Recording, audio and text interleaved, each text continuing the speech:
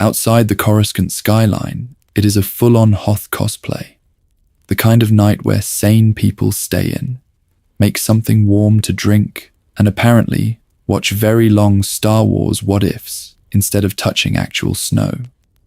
Before we begin this video, grab your cocoa, your caf, your blue milk, whatever you've got, and get comfortable. Because tonight, we're dimming the lights of Coruscant together. You're curling up under a blanket, maybe with a snack in one hand and your imaginary lightsaber in the other. And I'm going to tell you the story of the night the Jedi Temple should have died, but didn't by the will of the Force. This is part 2 of our Anakin Never Fell timeline, where he trusted the Force, stayed with the Council, and watched Mace Windu cut down Palpatine instead of running to his office and joining the dark side. If you were here for part 1, you already know how Anakin was finally made a Jedi Master, how Padme and the twins are quietly reshaping his future, how the Senate cleared the Order and exposed the Sith hiding in plain sight. If you're new, you are absolutely welcome to jump in right here. You don't need a holocron index just to follow along, but I will tease you a little and say, in part 1, the single moment where Anakin chose to expose Palpatine instead of defend him is what makes everything you're about to hear possible. That was the day the Sith plan cracked. This is the night the Temple fights back. Because our story begins not in some distant future, but on the very same night you remember from Revenge of the Sith.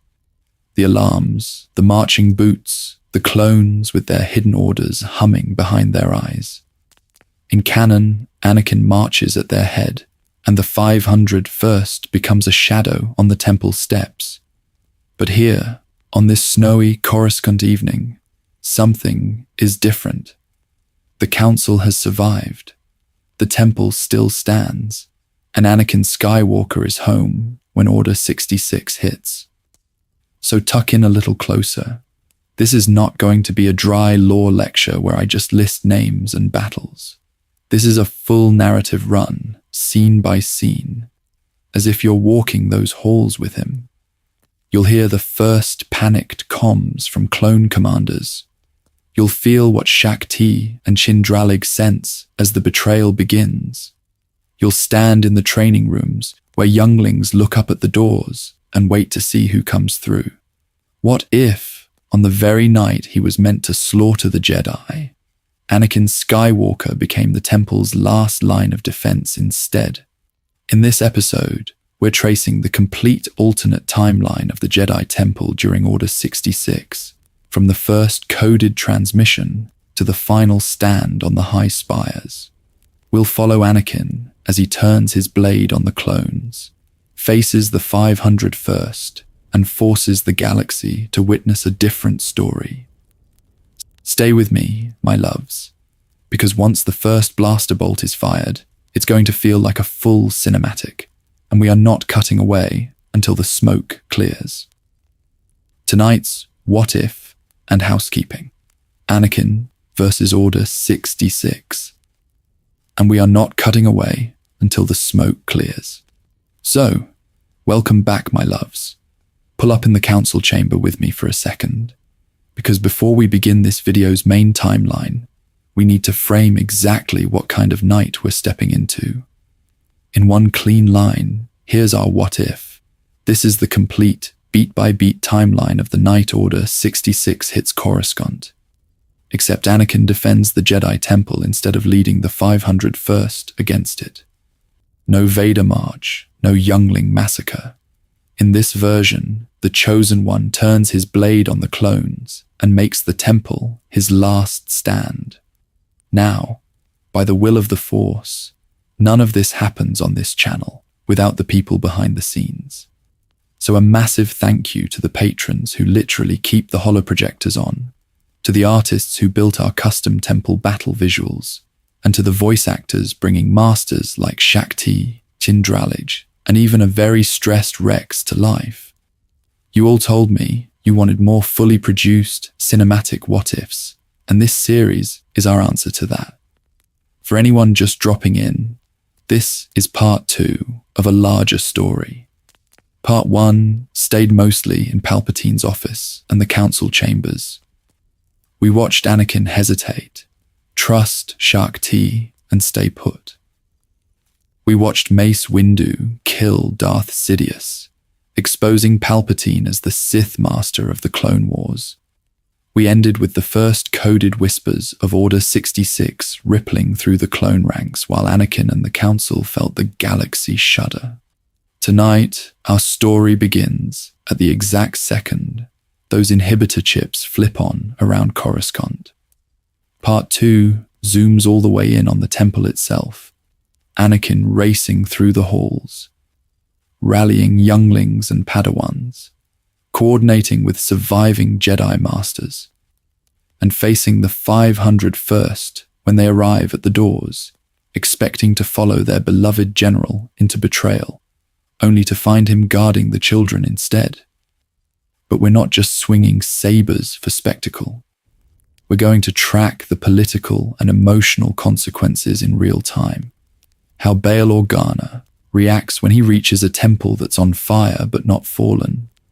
How the Senate scrambles without Palpatine's iron grip. How the Council looks at Anakin when he's soaked in ash, and blaster scoring, but still undeniably they're Jedi.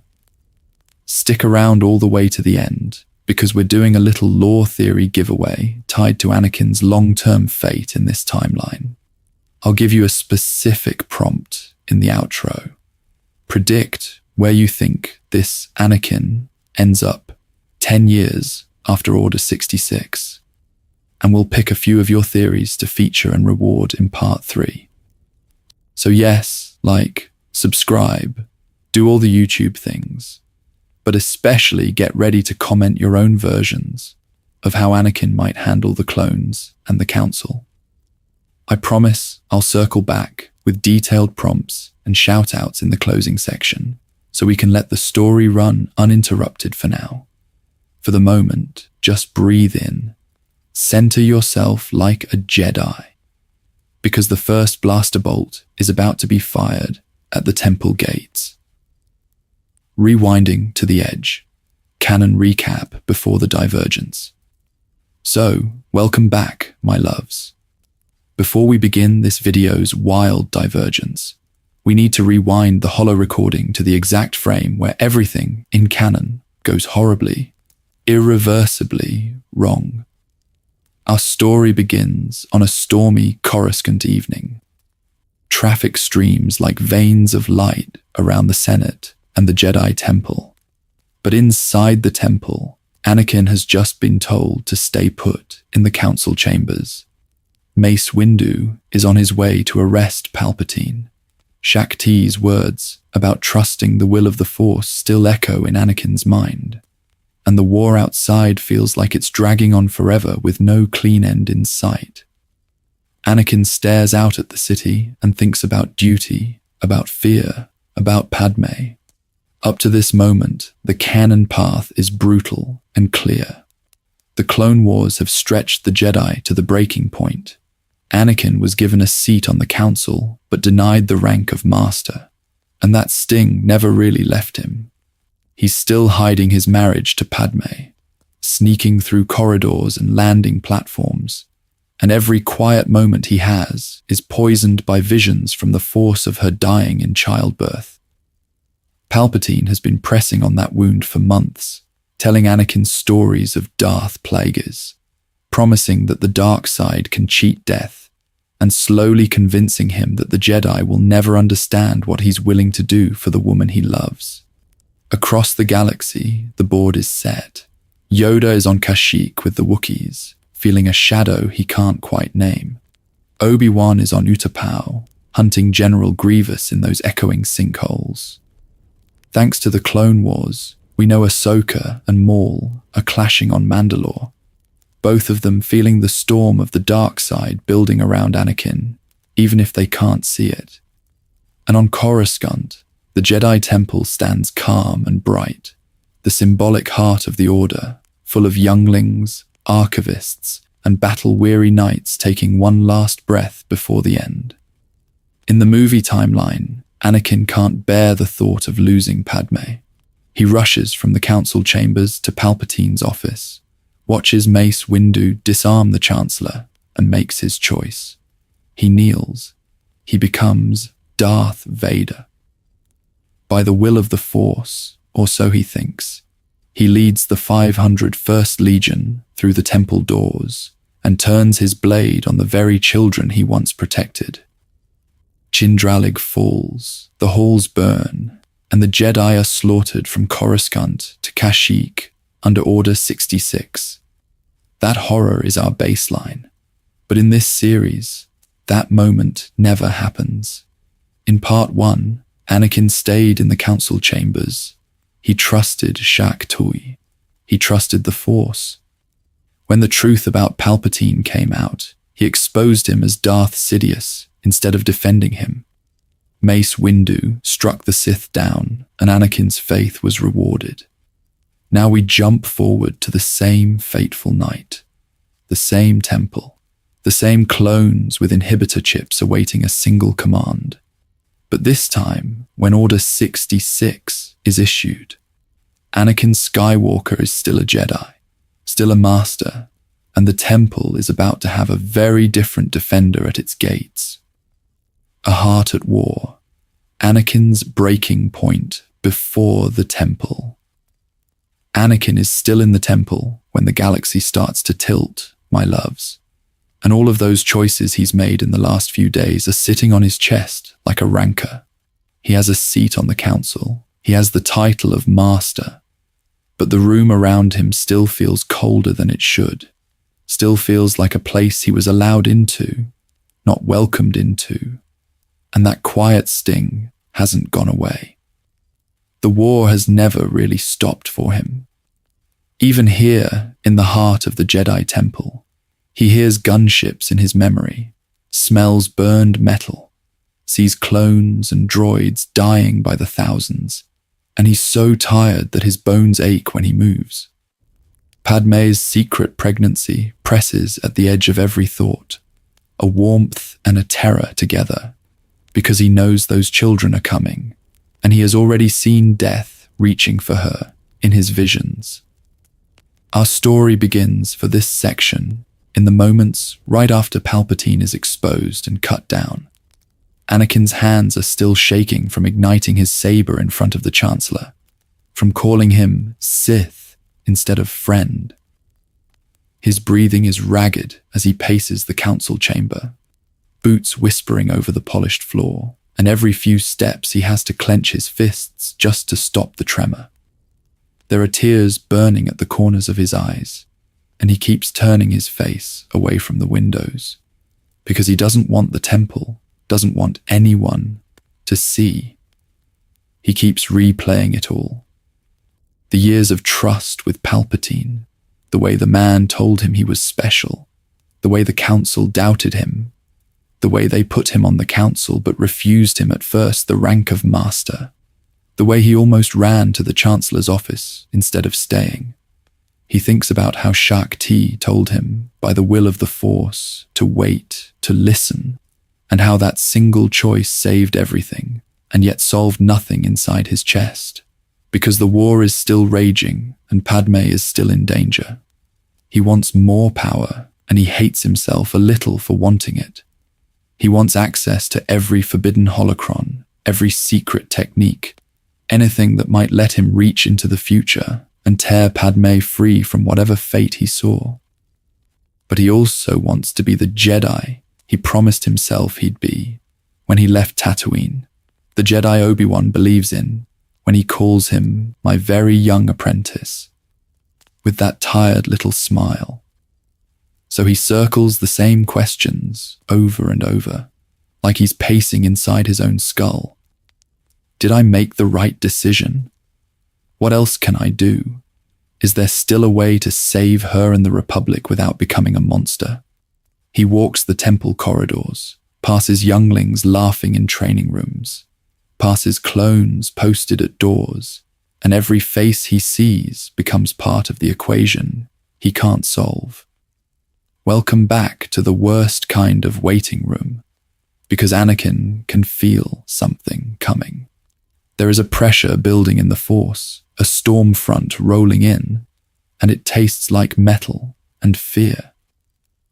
He stops mid-step, every nerve on fire, as a cold shudder runs through the temple itself.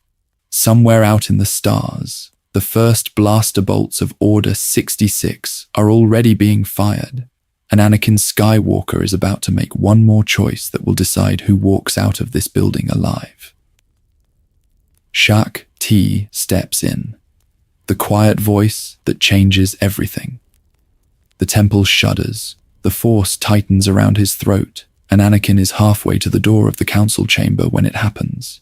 The soft hiss of durasteel, the quiet click of a seal releasing, and the doors behind him slide open with a sound that cuts straight through the storm in his head. He doesn't ignite his blade. He doesn't whirl around like a cornered animal. He just turns, slow, shoulders tense, eyes already burning gold at the edges, and there in the doorway is the last person he expected, and exactly the one the Force has sent. Master Shaak Ti. Robes singed from travel, Montrals haloed in the pale glow of Coruscant's skyline. She steps into the room like a calm tide rolling into a battlefield. Our story begins for her a little earlier, out on Camino, where rain never stops and the war never really sleeps. Shaak Ti has been the quiet guardian of the Grand Army, walking the endless white corridors, overseeing the clones as they train, as they eat, as they joke and argue, and wonder if they're more than numbers. She watches them spar, corrects their forms, listens when they speak about fear and purpose. And in those long, grey days, she becomes something rare to them, a Jedi Master who actually sees them. Even the Kaminoan overseers, distant and clinical, defer when she speaks. The clones themselves straighten when she passes, not from fear, but respect. Master Shaak Ti, they say. And it's not just a title. It's a promise that someone in the Order understands what this war is costing them. Yoda thought about that, and by the will of the Force, he personally recalled her to Coruscant as the battles intensified, told her to help oversee temple security and training, to be another anchor as the galaxy frayed. Now that anchor crosses the council chamber, bare feet whispering on polished stone. She feels Anakin before she truly sees him. The Force around him is a whirlpool, light and dark side currents colliding so violently it almost hurts to stand near. His posture is all coiled motion, fists clenched at his sides, gaze fixed on the city as if he could will it to stop changing. Skywalker, she says, soft but steady, and the title that follows is deliberate. Master Skywalker. A reminder of who he is in this version of events, of the trust the Council has finally placed in him, of the responsibility tied to the respect he's always wanted. He swallows. Master Shaak Ti, he answers, and some of the sharpness in his voice fades, replaced by confusion, by relief he would never admit out loud. She studies him without judgment, reading the tremor in his aura, the way his thoughts spike and crash. There is much fear in you tonight, she murmurs, coming to stand beside him instead of in front of him, sharing the view instead of blocking it. Will you tell me what you see? No accusation, no lecture, just an invitation. It's everything the Council never quite managed with him. Anakin hesitates. He thinks of Padme, of Palpatine, of how close he came to choosing the dark side in that office, of how he exposed the Chancellor instead of joining him, and still doesn't know if the galaxy will thank him or burn for it. His mouth opens, closes, opens again. Something's wrong, he finally breathes. With the clones, with the temple. I can feel it, but I don't know what to do. Before she can answer, the Force itself seems to flinch. A distant tremor rolls through both of them, like an echo of blaster fire from 1,000 systems away. And Shark Tai's eyes widen as a terrible new pattern begins to unfold. Order 66 has just been given, and Anakin Skywalker is still inside the Jedi Temple when it hits. Trust, fear, and the will of the Force. The conversation that redirects a destiny. The tremor hits them both, and for a heartbeat, Anakin thinks the whole temple is falling. His hand flies to his saber, but Shark T lifts a palm, steady, and the room seems to breathe again, even as the galaxy starts to burn. Skywalker, she says softly, and our story begins to slow down for just a moment in the middle of the storm. What troubles you most right now? Name it. Anakin swallows. He could run. He could bolt for the hangar, for Palpatine, for answers. But he doesn't. He looks at this calm Togruta master, and the words just spill. Padme, he admits, voice rough. I keep seeing her die. I don't know if it's the dark side showing me truth or lying to me. I don't know if I'm supposed to save her or let the Force decide. Shakti doesn't argue. She doesn't tell him what a Jedi should feel. You fear losing her, she says instead, almost like she's just confirming the obvious. And you fear that if you trust the Force, it will take her from you. He nods, jaw tight. And I don't know who to trust. Mace told me to stay here. Palpatine says the Council is plotting to take power. The Council barely believes me about anything. Am I supposed to help them remove the Chancellor? Are the Jedi even doing the right thing? Do you want power over the Senate? She asks, tilting her head. Or do you want peace?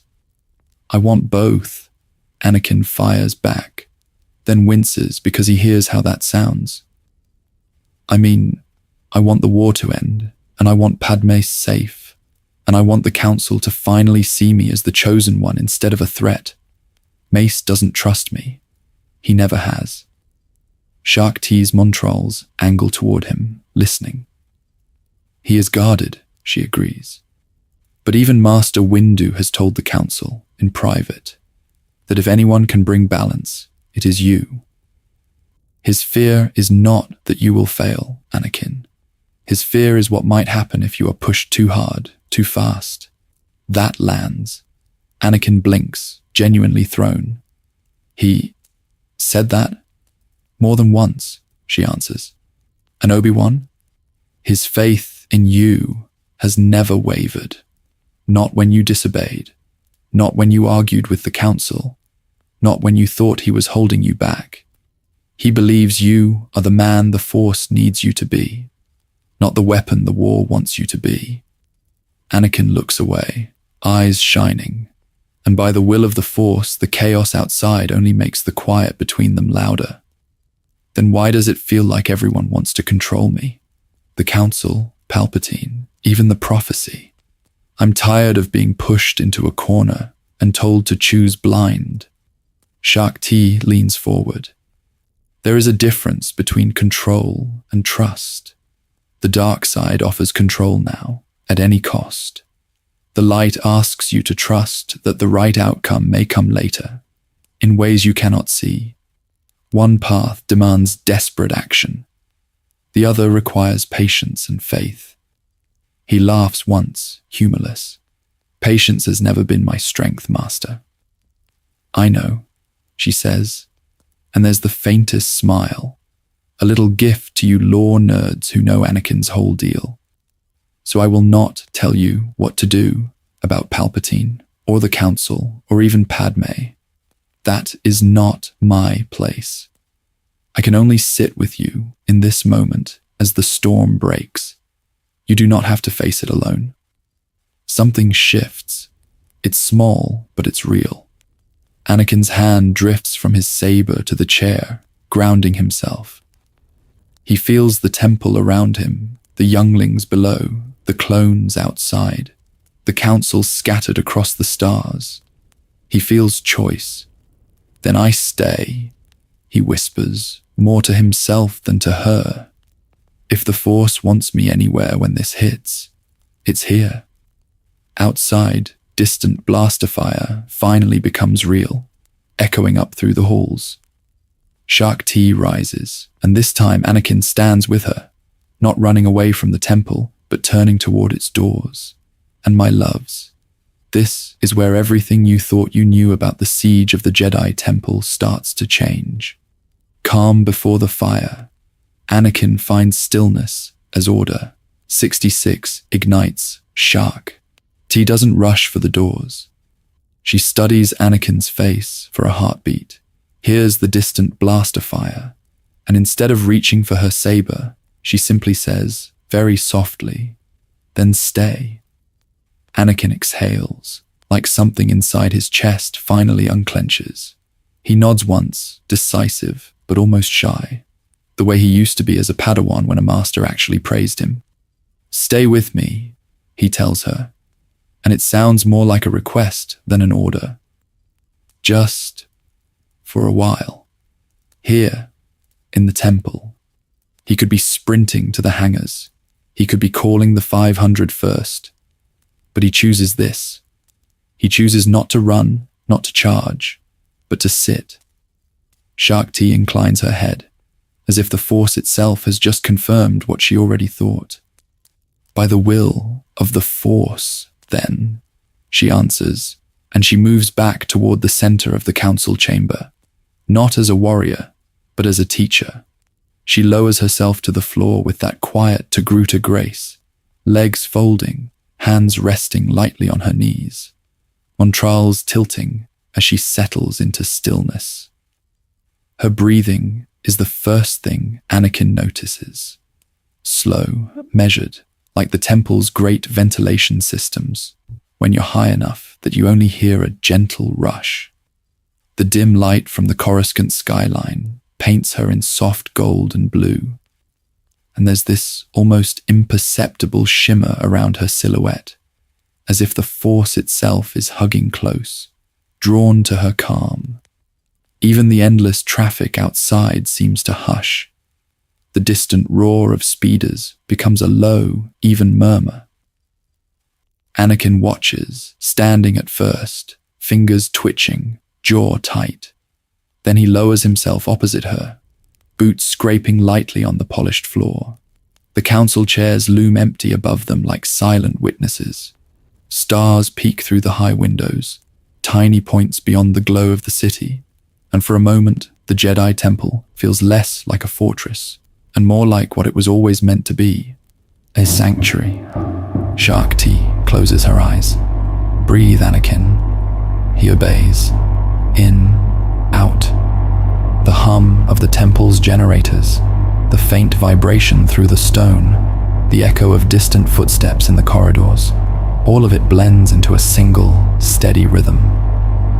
The Force gathers around them, cool and luminous, and he lets his awareness sink past his fear for Padme, past his anger at Palpatine, into that deep, bright ocean he's always touched but rarely trusted.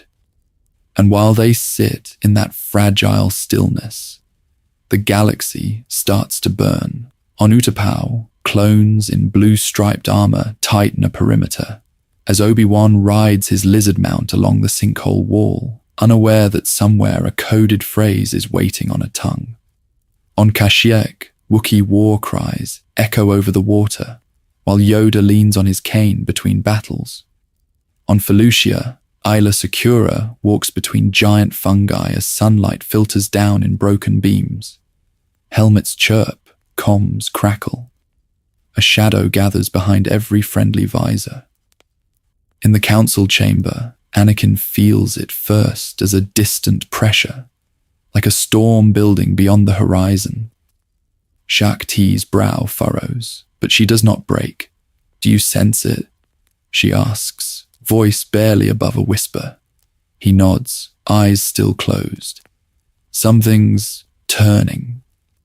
The light around them wavers, not failing, but straining, as if some enormous hand is about to slam down on the galaxy.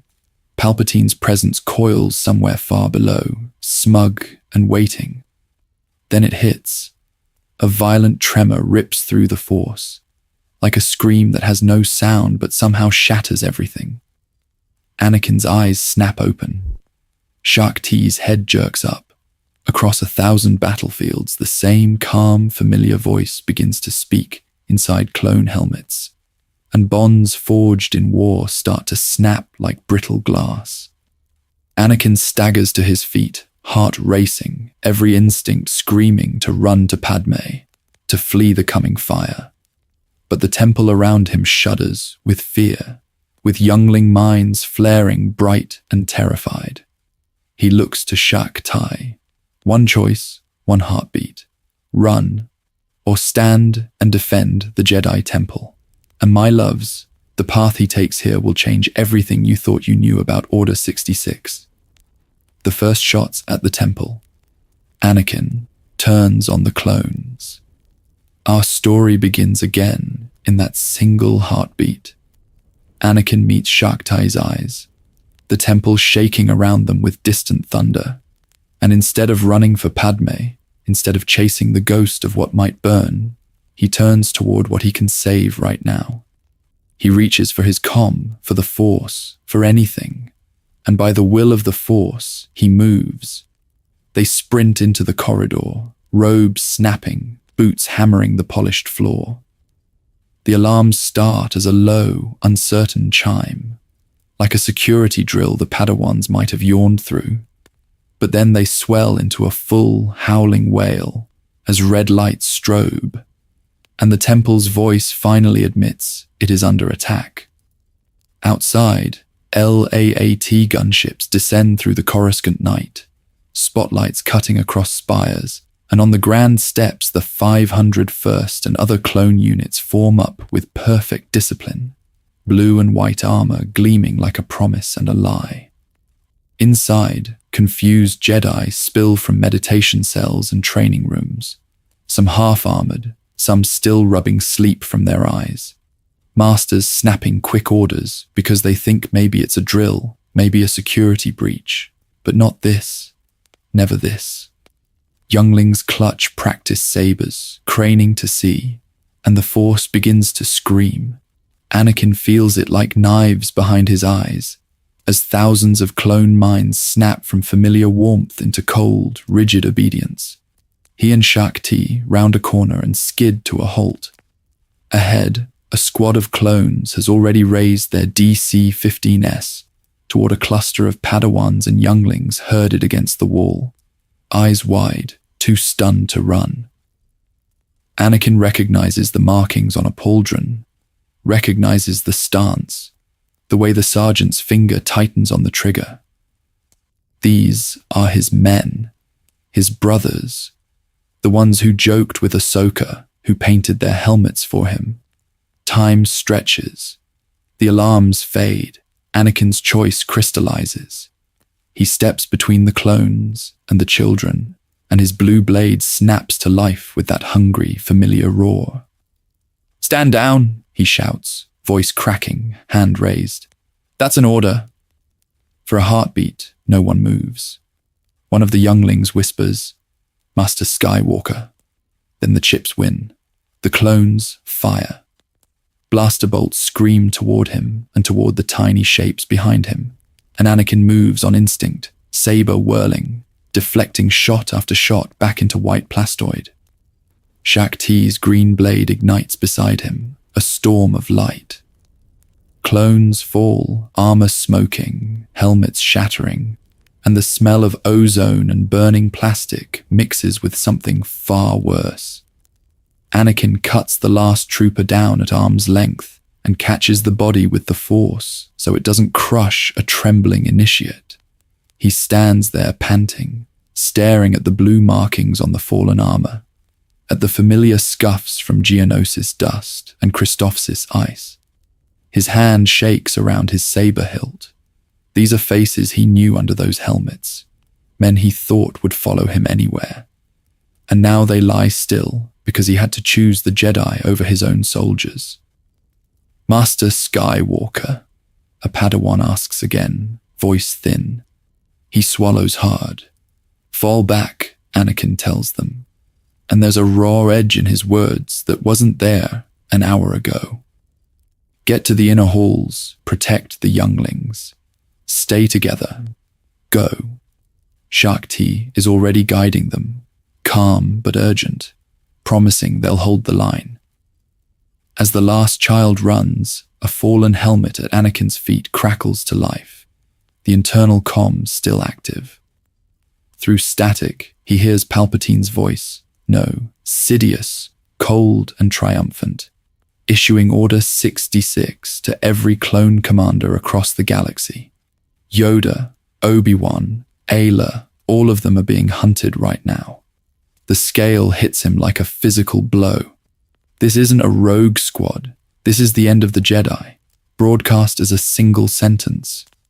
He looks down the corridor toward the main doors, where more boots are thundering, more brothers are coming, and he realizes the temple has minutes, maybe less, to turn chaos into a defense or be wiped out entirely. And my loves, Anakin Skywalker is about to do something no one on the council ever thought he'd do. He's going to lead the Jedi in a war for their own home. Commanding the sanctuary, Anakin, Shakti, and the defense plan. Anakin doesn't hesitate. The moment that realization hits, that the temple has minutes, maybe less, he snaps into the version of himself the war forged. The General Skywalker that the council never loved, but the clones always followed. His voice cuts through the smoke and blaster fire like a command horn. He's pointing, moving, not asking. Knights with me to the main entrance, temple guards to the upper galleries. Now! He's already sprinting as he says it, cloak snapping behind him, and the surviving Jedi fall in, almost on instinct, because they've seen this man pull victory out of disaster on Christophsis and Umbara and half a dozen other worlds. Our story begins this phase of the battle with Anakin, doing what he was always best at, leading from the front and refusing to let anyone stand alone. Shakti matches his pace, but not his volume. Where Anakin is fire, she is calm water, and together they start turning chaos into a plan. She reaches the nearest comm terminal, fingers dancing over temple schematics, rerouting doors and corridors, and she tells Anakin in a low, urgent tone what she learned on Camino, what she suspected but never proved.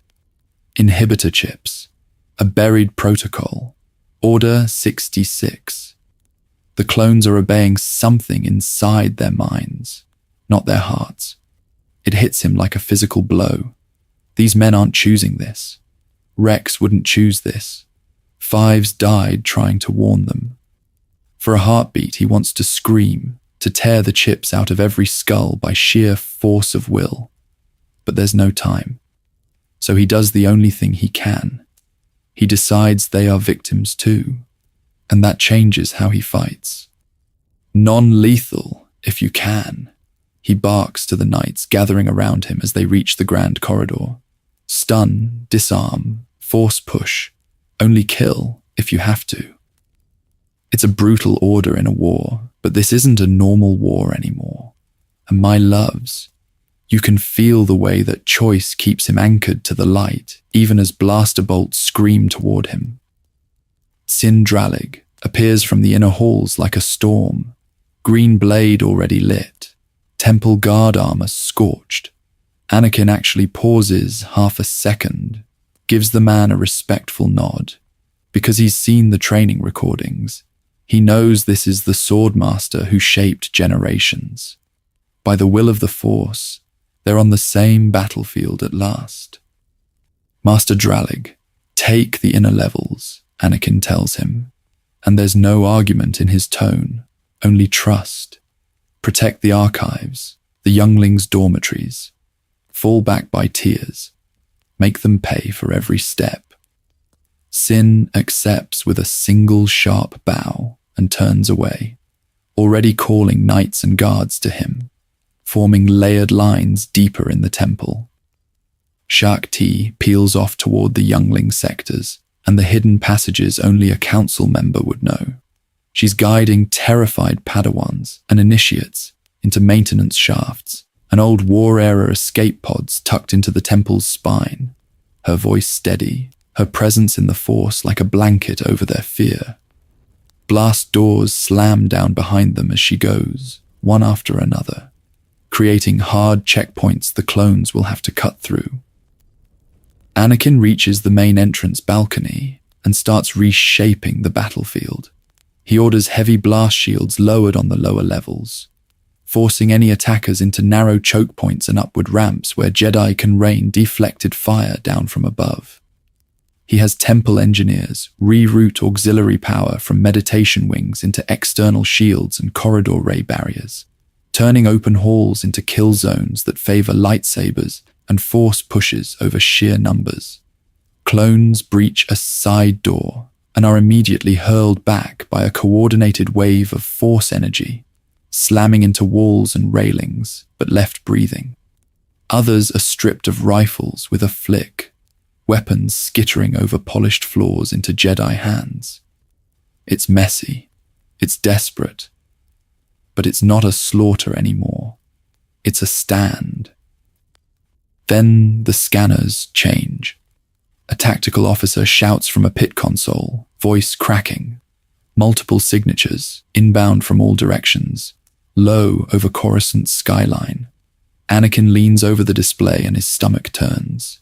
LAAT gunships, dozens of them. More than he thought the Chancellor would dare commit to a single target. One transponder code blinks brighter than the rest, tagged by temple records before the system can even finish sorting. CT-65/9, 1-ST Legion, the 501st, his Legion. For a long second, he just stares, because this is the unit that followed him through every nightmare of the war. The brothers who painted their armor for Ahsoka, the men he told he'd never abandon. Now they're coming to finish what the first wave started. He straightens, jaw tight, eyes hard. Positions, he says quietly. They're sending my men. And somewhere in the darkness between those gunships and the temple spires, destiny shifts again. Because if the 501st is coming, then one particular clone captain might be as well. And that could change everything. Brother against brother. Anakin, Rex, and the 501st divide. Anakin moves to the shattered archway, rain of ash drifting down, and there it is in the distance, a wedge of blue cutting through Coruscant's night. LAAT gunships roar in, wings open, and the 501st pours out in perfect formation. Blue-marked armor glinting in the firelight as walkers kneel and level their cannons at the temple steps. A command gunship settles heavier than the rest, ramp hissing, and Captain Rex strides down, helmet on, posture crisp. Inside that helmet, a new order pings. Priority, absolute, execute Order 66. Target, all Jedi within the temple. On the temple threshold, Anakin goes very still. He doesn't need macro binoculars. He doesn't even need his eyes. Years of battles, of shared foxholes and cramped gunships and bad rations have etched Rex's presence into the Force like a familiar star. He feels that presence seize, twist, and lock into something cold and mechanical, and his stomach drops because the man he trusts most among the clones has just been told to kill him and everyone he's sworn to protect. There's a beat where the battle noise seems to fall away. Our story begins again in that silence, my loves. Right here on the temple steps. Rex. Anakin's voice cuts over the comms, low but edged. This is General Skywalker. Stand down. New orders. You are to secure the temple perimeter and protect all Jedi inside. That's a direct command. He keys in his personal codes, the ones that have rerouted fleets and ended sieges, and for a second, he almost believes that will be enough. Because before we begin this video, we all thought Anakin's authority over the 501st was unshakable. Rex freezes halfway through a hand signal. His DC-17 lowers a few centimeters. Inside the helmet, his breathing spikes. "Yes, sir," he starts. Then his voice glitches, stuttering as the chip digs in. "It's the Chancellor's orders, sir. All Jedi are traitors." The words sound wrong in his mouth, like someone else is puppeting his tongue, and his trigger finger trembles against the guard. Up in the war room, Shak Ti feels that same fracture through the Force, and remembers Camino, inhibitor chips, half-finished reports the Council never had time to fully chase. By the will of the Force, she reaches out, lending Anakin a sharp, clear thought. "Name the chip. Name the lie." "Rex, listen to me," Anakin says. Louder now, pushing the words through the comm and the Force together. "There's something in your head. An inhibitor chip. Palpatine put it there. He is the traitor. You know me. You know the Jedi. Stand down." There's a long, ragged inhale on the other end. Rex's blaster wavers between the temple and his own men. "I know you, sir," he manages. Always trust you." The rank and file behind him shift, confused, armor clacking as their captain's aim drifts. Pattern interrupt. One trooper in the second line, Five's old friend, snaps his rifle toward Rex instead, Chip screaming at the anomaly. Rex reacts on instinct. His pistol's clear leather, blue bolts slapping that trooper to the ground. Half a dozen helmets whip toward him in shock. Another handful, the ones closest to him during Umbara and Mandalore, mirror his move, weapons angling not at the temple, but at their own brothers. The rest of the 501st, though, the bulk of that blue tide, marches forward, unbroken, rifles rising toward the ancient doors. Blaster fire cracks, clones fire on clones. Blue-on-blue chaos blooms across the steps as walkers hesitate, crews arguing over targeting data. Anakin ignites his saber, heart ripping, because now every choice is impossible.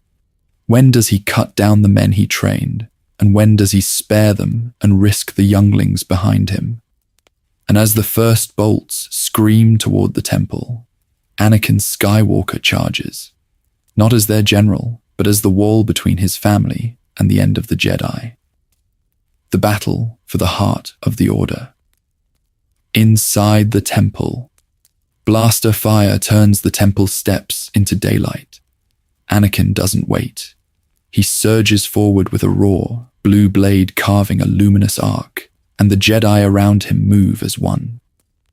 Temple guards fan out in their gold and white, sabers spinning into a solid wall, and Rex's loyalists drop into cover, barking orders, creating these tiny islands of safety while the rest of the clones keep coming.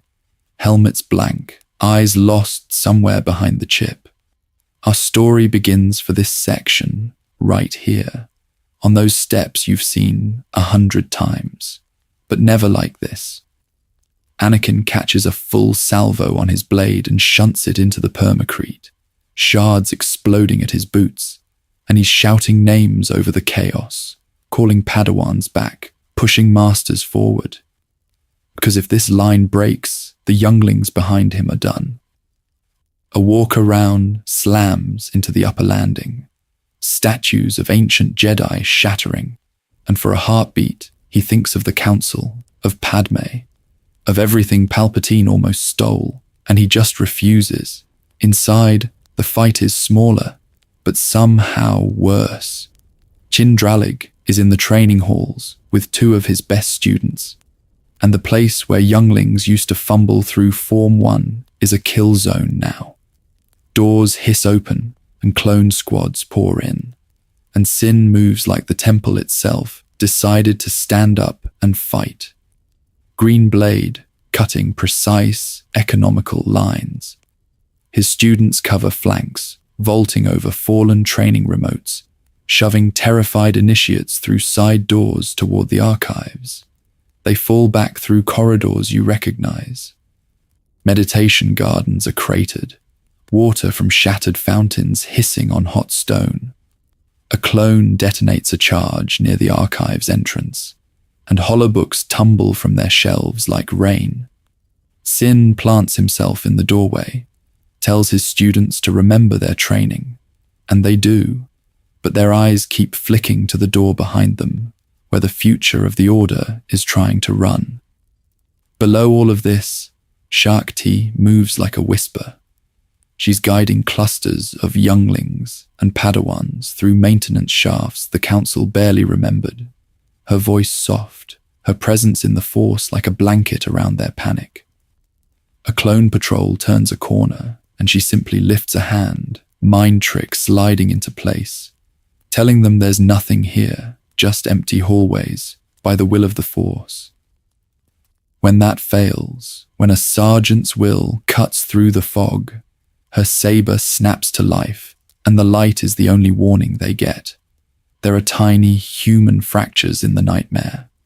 A boy of maybe 12 freezes in a junction, staring at the smoke and the red flashes until Shakti kneels, meets his eyes, and tells him to breathe, to feel the floor, to remember the temple loves him back.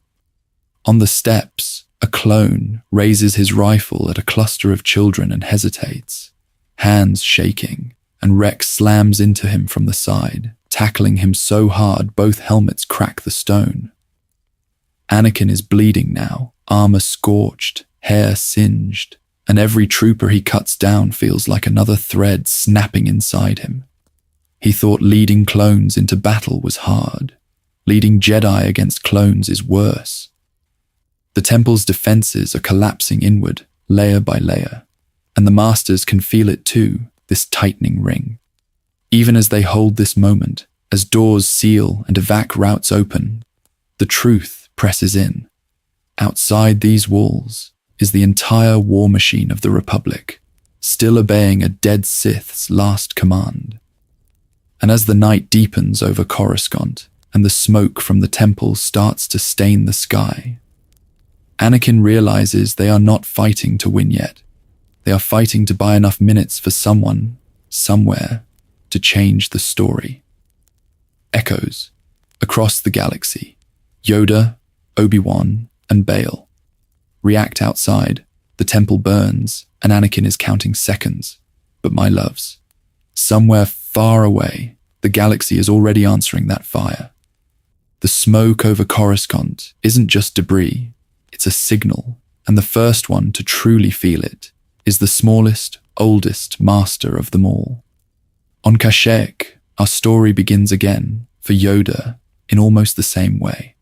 The clones turn, the guns rise, and that awful tidal wave of betrayal slams through the Force, just as it did in canon. 1,000 Jedi lights going out at once, and he staggers because he knows this is no random chaos. This is design. This is the dark side finally cashing in. But then, layered under the screaming, there is something else. A flare, a beacon. Coruscant is not silent. The temple is not a tomb. Through the pain, Yoda feels a bright, jagged presence refusing to fall. And he recognizes it with a shock. Skywalker. Anakin is not hunting Jedi in the archives. He is anchoring the defense. That single difference changes how he stands up. He still decapitates the clones. He still escapes with the Wookiees' help. But his mind is no longer on exile, not yet. He told himself for years that the future was always in motion. And now, by the will of the Force, the future just lurched sideways. On Utapau, Obi-Wan's moment of truth plays out almost exactly as you remember. Cody hands him the lightsaber, the order comes through, the ATTE fires, and Obi-Wan falls with the lizard into the sinkhole and barely survives. He crawls from the water, cold and shaking, thinking first of Anakin, of the Council, of what in the stars could justify this. He hijacks a transmitter and starts scanning Republic channels, and what he hears doesn't add up. There are reports of Jedi being cut down across the rim, but Coruscant is different.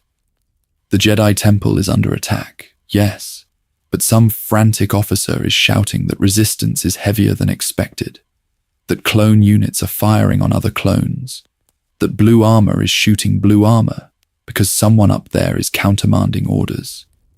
Obi-Wan freezes. If Anakin is alive, if any master is holding that line, then the story Palpatine will tell cannot be clean. And right on cue, we swing to Bail Organa, racing toward the temple in his speeder, cloak snapping in the wind. In canon, he arrives to a wall of troopers and a child's body in the street. Here, he arrives to a war zone. A gunship limps overhead, trailing smoke. One of the temple spires is half sheared away, and the plaza is littered with craters where clone tanks have actually been stopped. He barely sets down before a squad waves him off, blasters raised, but over their shoulders he sees it. A flash of blue and green in the distance, 2 Jedi cutting through a formation. Maybe Shak Tai's tall silhouette, maybe a familiar, aggressive Ataru form that could only be Anakin. The clones shout, a nearby walker explodes, and Bail is forced back into the speeder, heart pounding, because whatever is happening in there, it does not look like a simple coup. It looks like a civil war inside the Grand Army itself. Palpatine's carefully scripted tragedy starts to fray. News feeds can't be fully shut down before a few shaky hollows leak. Clone-on-clone firefights near the temple steps. Younglings being ushered into hangars by armored figures that look suspiciously like the 501st refusing an order.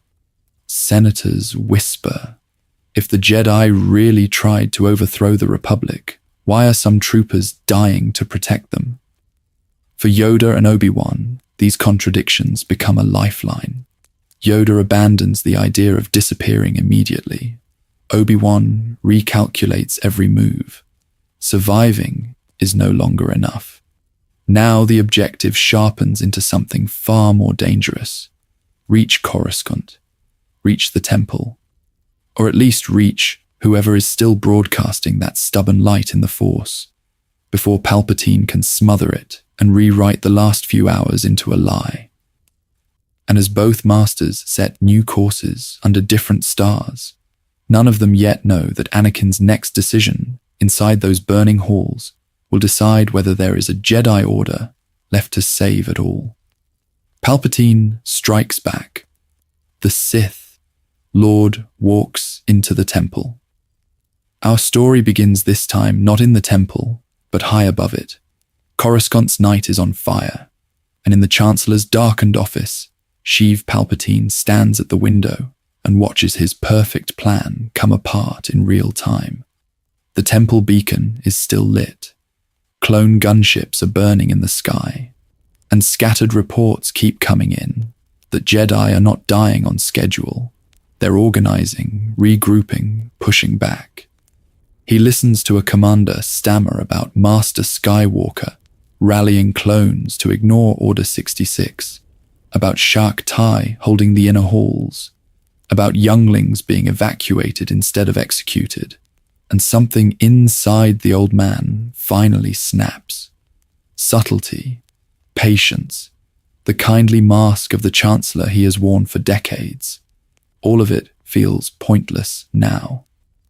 Anakin has not just refused him, he has defied him in public before the Council, and is now tearing the heart out of the contingency Sidious built into every clone brain.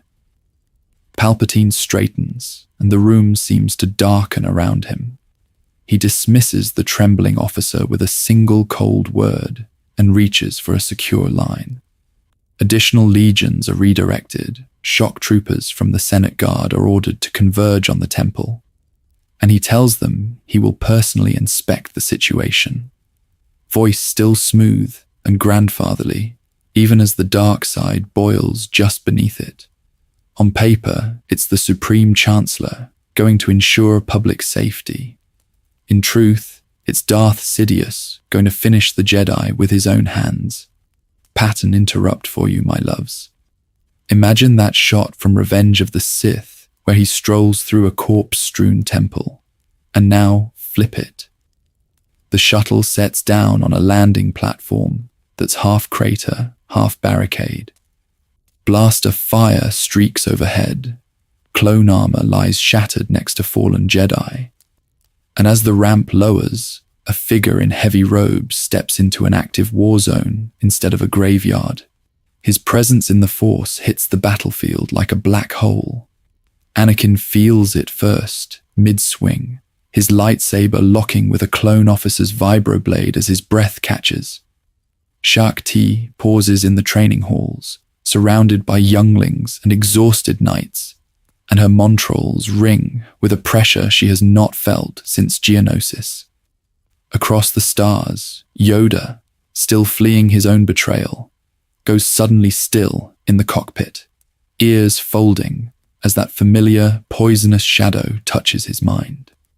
Anakin staggers back, sweat and soot streaking his face, and understands instantly.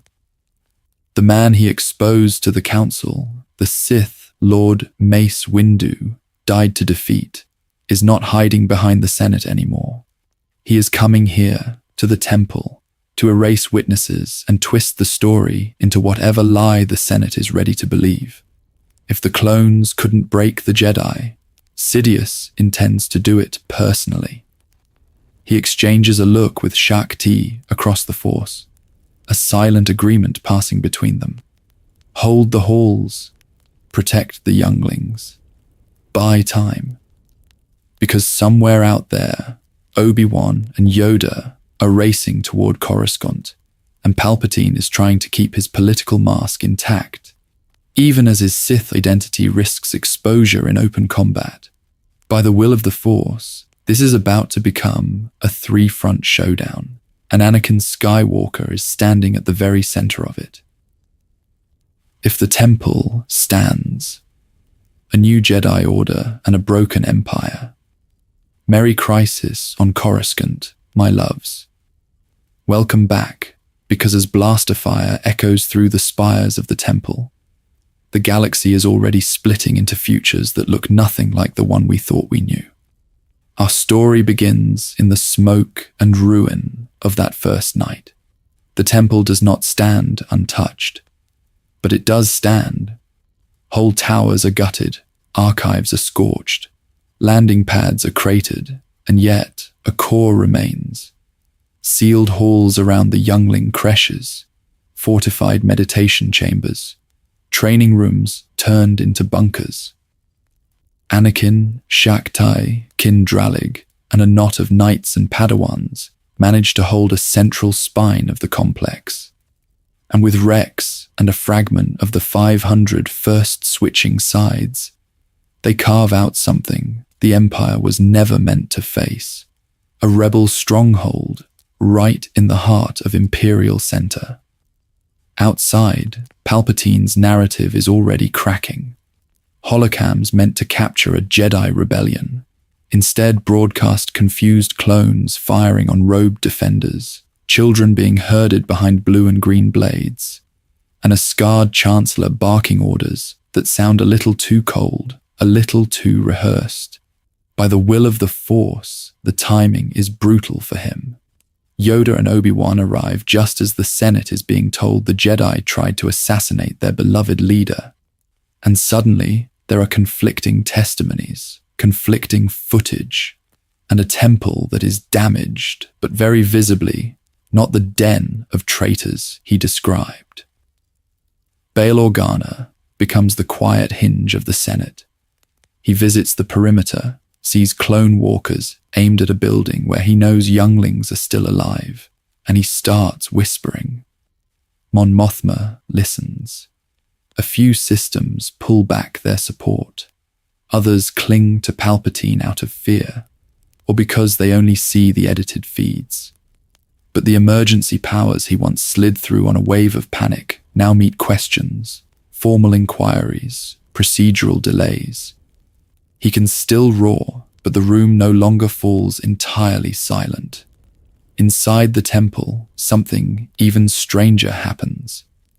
Shaktiya remembers every Kaminoan briefing, every quiet doubt she never voiced. Anakin remembers every name and face in the 501st. They restrain captured clones, scan them, and when they find the inhibitor chips, the horror is immediate and personal. These men did not choose this, so the Jedi do what the Jedi should have always done. They adapt. Medical droids are reprogrammed, improvised surgeries begin, and in a matter of days the first freed troopers wake up sobbing, remembering how they turned on their own masters. Very quickly, the clones who have had their chips removed become the temple's shield wall. They know the tactics of their still-programmed brothers. They know the codes. They know how to jam orders. A clone Jedi alliance forms in real time, messy and raw but powerful. And when word of chip removal leaks off-world, suddenly every surviving Jedi cell has hope that their commanders might be saved instead of slain. At the center of all of this stands Anakin Skywalker. He is no Darth Vader. He is the man on every holofeed, carrying wounded younglings through shattered corridors, dueling his own troopers with the anguish written plain on his face. The Council, what remains of it, is split. Some masters still look at him and see the boy who sat in Palpatine's office and listened too closely. Others see the warrior who refused the dark side when it would have been so easy, who stayed when he was told to stay and then went further, choosing to protect rather than control. Politically, he is a nightmare and a necessity. The Senate trusts him more than robed figures they only know from legend. Yet his closeness to Padme and his history with Palpatine make the older Jedi wary. So Anakin becomes something new, the visible, controversial champion of a reformed order, walking the line between knight and statesman. He speaks of attachment differently now, because his love for Padme and his fear for the children in those halls didn't destroy him, they anchored him. The very intensity that doomed him in canon becomes, in this timeline, the engine of his compassion. And the galaxy feels that shift. Instead of a cold empire rising over the ashes of the temple, you get a long, grinding stalemate, a wounded chancellor clinging to power, a half-exposed Sith legacy, and a glowing citadel of blue light still burning on Coruscant's skyline. The Jedi are no longer distant mystics. They are besieged guardians, living symbols of resistance. Clones stand beside them, armor repainted, crests of the 501st now mixed with the sigil of the order they once tried to kill. It is not clean. It is not easy. But it is hope. And as the dust settles on this first phase, you can almost feel the Force holding its breath. Because the next moves, how Anakin and Yoda reshape the code, how Padme and Bail try to unwind Palpatine's legal web, how the freed clones reckon with what they've done, will decide whether this new Jedi Order survives or collapses under the weight of its own second chances. From Vader to Guardian, wrap up themes and your what-ifs. So as the dust settles on this first phase and the Force finally exhales, we can look back and see just how far this night has shifted from the story we were told. In canon, Anakin walks into Palpatine's office as a Jedi and walks out as Vader, but here he walks in with doubt and walks out with truth, exposing Sidious to the Council instead of kneeling to him, and that one choice flips the entire opening beat of Order 66 on its head. From there, our story begins to truly diverge. Anakin does not sprint through the rain toward the Chancellor.